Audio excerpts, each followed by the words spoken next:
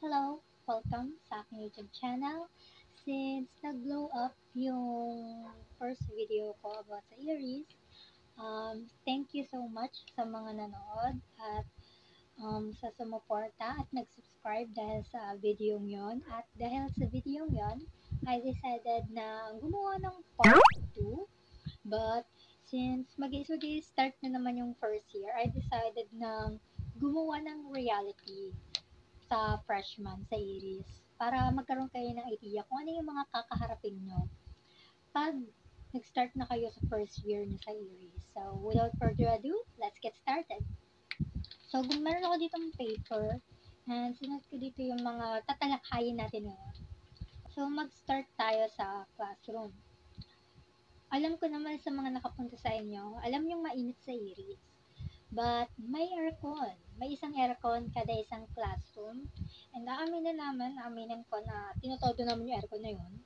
Pero sa classroom namin to, sa engineering classroom, sa CAMEng, sa 5th floor, electric fan din. Puno kami ng electric fan and merong aircon. So, hindi masyadong mainit. Mainit siya pero tolerable kasi ang dami nga namin aircon. Isang aircon at saka marami kaming electric fan. And also, pag nasa 5th floor ka kasi ganito yung itsura ng ng classroom. Pero pag nasa baba ka, yung parang katulad sa, katulad ulit sa high school. And totoo, walang elevator. Kaya mag-expect ka na maglakad taas baba. Number 2, ay 4 to. Number 2, libro. Sa Iris, may pinapabiling libro. Actually, hindi siya requirements, pero may points kasi yung libro at sa college mahalaga ang bawat points. At technically, sa books na may activity na need mo sagutan. And totoo, mas madali kasi talagang gumastos na lang ng libro kaysa gumawa ng iba pang activity kasi totoo, mas mahirap minsan yung ginagawa ng pa-activity ng mga professor kaysa bumili ng libro. Pakita ko sa inyo yung mga libro na binili ko. Wait, I'm back. So, ipapakita ko sa inyo yung mga libro na nabili ko sa Iris. Lahat to. Halatang binasa ko talaga to. Ayan, meron siyang bookmarks. So, ito yung mga libro na bibilhin nyo. Sa Iris dito mabibili guys. Sa bookstore sa Iris. Mga ganito. And ito. Ito. And ito. Ito may kulang akong isang libro. Which is yung sa sa history. Hindi ako nakabili nun. Pero may isa pang libro. Tapos ito yung libreng libro na So, ito yung libreng libro na binigay ng Iris, which is from NSTP. So, overall, wala na tong mga activity sheets kasi pag bumili ka ng libro, requirements sa Iris na punitin mo yung activity sheets na yon at ibibigay mo sa professor nyo para checkan niya na nagkaroon ka ng activity at bumili ka ng libro. At pag bumili ka kasi ng libro, wala na dito yun kasi syempre pinasa ko na yun. May mga parang tatak. May mga tatak yun sa libro na numbering. Tapos need mo rin yung ipasa sa professor as proof na bumalik ka ng libro. At totoo, isa sa to sa experience na nangyari ng kaibigan ko. Hindi siya nakabili ng libro. And ang nangyari, pinagawa siya ng research. Walong research tungkol sa walong topics. At ginipit talaga siya sa deadline na 3 araw para sa walang research. Di ba nga unreasonable? Joke! Joke! Pero ayun nga, pinakamababang gastos sa libro dito is nasa 250, around that. Wala ng libro, lahat ng libro nasa 300 pataas, kaya I suggest na mag-ipon-ipon ka na at magtabi-tabi ka na ng pera para makabili ka ng libro and makapagpasa ka para sa requirements. Kasi I think makakabili ka talaga ng mga librong to. Ang daming mga taong may libro na ng ganun. So, keep in mind na magtira palagi ng pera. Ngayon pala mag-start ka na. Yeah! So, moving on to number 3, which is ang extracurricular. Sa IRIS, may extracurricular activities. Actually, ang marami nangyari extracurricular activities ay NSTP. Sa NSTP namin, kung nakita mo yung vids ko, yung video ko, kung napanood mo sa vlog, is yung finals namin sa NSTP ay yung activity. Actually, nagbayad ako nun eh. 350 yan. 350 yung activity namin yun. Pinagbayad kami lahat-lahat. And pag hindi ka naman nag-finals ng ganun, exam yung iti-take mo. Eh, syempre, gusto ko madali yan. Hindi, nagbayad ako. Kasi ayoko din naman mag-exam kasi hindi rin ako masyado nag-review doon at hindi rin kami masyado talagang nag-focus sa NSTP during that time kasi iba yung nire-review namin, which is mostly chemistry and calculus. So, hindi na ako masyado nagbigay pansin sa NSTP. Pero overall, masaya yung NSTP namin. And sa NSTP din, yung midterms namin is actually film showing. At ayun nga, nagbayad na naman kami yun kasi sinihan yun.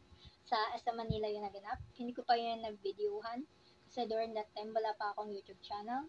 Pero kapalit nun, of course, pag hindi ka nag-take nung midterms is mag-exam ka. And ayun nga, dahil gusto ko nga mapadali at most ng kaibigan ko is manonood ng sinihan, so I decided na i-take na din yung movie, magbayad.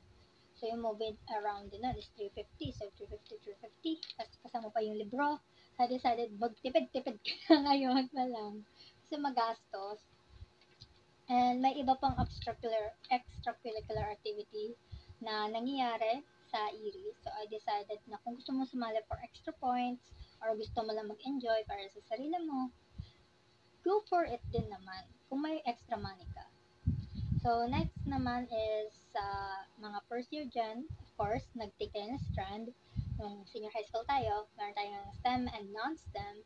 And kung pinaghihiwalay talaga sila, not like pinaghihiwalay, more like inaano yung strand nila for sa course na related. For example, I'm a non-STEM and I took a chemical engineering program. So, requirements ako na mag-take ng summer class. And just so you know, hindi pinapapili ng IRIS yung hindi pinapapili ng IRIS ng schedule nyo. Sila mismo magbibigay niyan sa COR. And sa non-STEM and STEM, pag STEM ka, automatic sa first STEM mo pa lang, bibigyan ka na nila ng calculus and math and modern world. Then, sa second STEM mo, ang mangyayari naman doon is integral calculus and physics. Pero pag non-STEM ka, ang first STEM mo ay magiging tungkol sa REM-CRAT and REM-CRASA. Pero REMMCRSA yun. Oo. Ayun yung magiging first STEM. Actually, yung dalawang, yung REM-CRAT and yung REM-CRASA, yung dalawang yan, ay actually, isa silang recap sa lahat na naturo sa'yo nung senior high school ka and junior high. Pang remembrance para matandaan mo bago ka mag-move on sa next topic, which is sa second sem mangyayari sa'yo sa mga non-STEM to. Sa second sem mangyayari sa'yo ang dito differential calculus and ano nga ba yan? Math and modern world. Ayun na iti-take mo. Then sa summer class, doon mo iti-take yung nangyaring iti-take ng second sem, which is yung integral calculus and physics. Yung physics ay dalawa yan. Merong chemistry base and merong ding calculus base. And calculus base ang nangyari sa physics namin sa non-STEM. And also, kahit non-STEM ka, sinasabi ko na sa'yo, mag-aral ka ng chemistry. Kasi ayan talaga yung manggugulat sa'yo. Kasi, ito naman ito na pag-aralan ng senior high school. Tapos automatic, binagsak na agad sa mukha ko yung ganung topic. So, totoo nahirapan ako mag-adjust kasi kailangan ko pag-aralan yon and kailangan ko pa mag-remember back kasi wala akong anything related sa math nung grade 12 na. Just so you know, yung mga subject na yun ay nambabagsak talaga sila if na-figure nila na hindi mo deserve yung grade na yon. Hindi mo deserve pumasa, ibabagsak ka talaga nila. And so, let's move on sa teaching, sa pagtuturo sa IRIS. So, sa mga pagtuturo sa IRIS, totoo, magagaling yung mga teacher, totoo. Natuwa ako sa mga professor, sorry naman. Sa professor, sobrang nag-enjoy ako sa pagtuturo ng mga professor doon at totoo, before, takot ako magtanong. Talagang pag hindi ko na-get sa bahay ko na lang uuwi at doon ako mag-review na lang tungkol sa mga di ko naintindihan, hindi na ako nagtatanong. But, nung nag-college ako, talagang nagtatanong sila and the moment na sinabi mo na hindi mo naiintindihan, talagang bibigay talaga sila ng another example and another example para lang maintindihan. Sabi ng isa kong professor, let us Okay, just so you know, hindi lahat ng prof ganyan magturo. Talaga may mga teacher na nakakabuwisit. Ayun lang, bye! help you. Ganun. Nabigyan mo sila ng chance na matulungan ka. Kasi kung hindi ka magtatanong, hindi nila ikaw matutulungan. And the moment, like, example, di mo na-gets yung nangyari sa formula, the moment na kinat off mo sila na, ay ma'am, sorry po, di ko po na-gets, saan po nakuha yun? Automatic, hindi sila magagalit. Mas na-enjoy nila na nagtatanong ka, mas nag-enjoy yung professor sa mga ganun. And so, friendly naman yung mga professor na nakilala ko. And wala naman akong so far na terror na professor na nangyari. And reasonable naman kadalasan yun nangyari. And yung teaching style nila, totoo, hindi, sobrang, totoo, hindi masyadong nakaka-pressure. Talagang binibigyan ka nila ng time na mag-gets yung subject at lagi nilang pinapaalala na mag-review at nagbibigay talaga sila ng mga examples. At ayun, at nagsusorry sila pag lumalagpas na sa time. Kasi dapat talaga hindi nalagpas sa time yung pagtuturo ng mga professor. Overall, maganda yung experience ka sa pagtuturo nila. Kaya yun yung masasabi ko sa inyo. So, tumingin naman tayo sa physical policy. Just so you know, sa physical, bawal maghikaw ang mga lalaki sa IRIS. Bawal din ang mag-slippers. Yung kaibigan ko, nag-slippers siya nang papasok siya sa IRIS, di talaga siya pinapasok ng guard. So, keep in mind na wag ka mag-chinelas kung pupunta ka sa IRIS. Bawal din na naka-shorts. Pwede mag-skirt, pero dapat mahaba yung skirt mo. Kasi may mga ka-classmate ako napasok sa school ng naka-skirt. And, bawal din may kulay yung buhok. Pwede mag-makeup sa IRIS. Actually, walang pa kayong mga guard. Engineering department. May mga classmate ako na LGBT na mahaba pa rin yung buhok nila. But, tinatali nila. So, ang color coding. Ngayon, hindi ko sure kung ipapatupad yung color coding shirt now kasi totoo, tingin ko magpo-full on face-to-face na talaga next school year. So, hindi ko lang kayo ipapatupad ng IRIS ang color coding sa mga freshmen. Kasi back then, nung nag-start kami, may color coding, hindi pa kami pinabili ng uniform. Ang color coding sa engineering ay orange. Hihingiin ng guard yung COR mo dahil wala pa kami ID that time. Tapos titignan kung anong course mo, tapos yung color ng damit mo. Tapos tatanungin nila, bakit hindi tugma? Tapos papagalitan ka na slight lang, pero papapasukin ka pa rin naman. At, ayun, hindi ko sure kung automatic ipapa-uniform na sila or color coding shirt. I guess magwe-wait na lang tungkol sa announcement tungkol doon. Pero wala ring announcement sa amin hanggang ngayon na bibili ng uniform. So hanggang ngayon di ko pa rin sure about sa uniform kung susundin. Ayun lahat ng